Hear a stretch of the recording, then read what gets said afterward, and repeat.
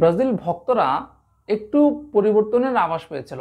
ব্রাজিলের সাবেক footballer Ronaldo Nazario তিনি ব্রাজিল ফুটবল ফেডারেশনের প্রেসিডেন্ট হওয়ার জন্য নির্বাচনে প্রতিদ্বন্দ্বিতা করবেন এমনটা কিন্তু জানা গিয়েছিল, এবং রোনালদো নাজারিও সেই পথে অনেকটা এগিয়ে গিয়েছিলেন। তিনি অনেক চেষ্টা করেছিলেন সমর্থন আদায়ের, কিন্তু যতটা সমর্থন থাকলে, যে স্টেটগুলোর সমর্থন থাকলে তিনি নির্বাচনের প্রতিদ্বন্দ্বিতা করতে পারবেন, ততটা স্টেটের সমর্থন কিন্তু পাননি রোনালদো নাজারিও।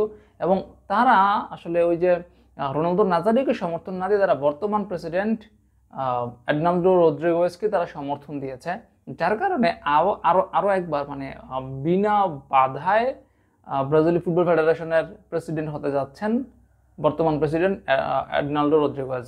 এর মানে ব্রাজিল ফুটবল ফেডারেশনে এই যে দুর্নীতি, সেটা কিন্তু চলতেই থাকবে। আর দুর্নীতির শিকড় কতটা গভীরে গেলে আপনি চিন্তা করেন যে এত বাজে অবস্থা হওয়ার পরও এই রদ্রিগেজের পিছু ছাড়ছে না ওই স্টেটগুলো, তারা রোনালদো নাজারিকে তারা সমর্থনে দিচ্ছে না। হয়তো এই দুর্নীতিতে তারাও জড়িত, যার কারণে রোনালদো নাজারিও আসলে তাদের দুর্নীতিটা বন্ধ হয়ে যাবে।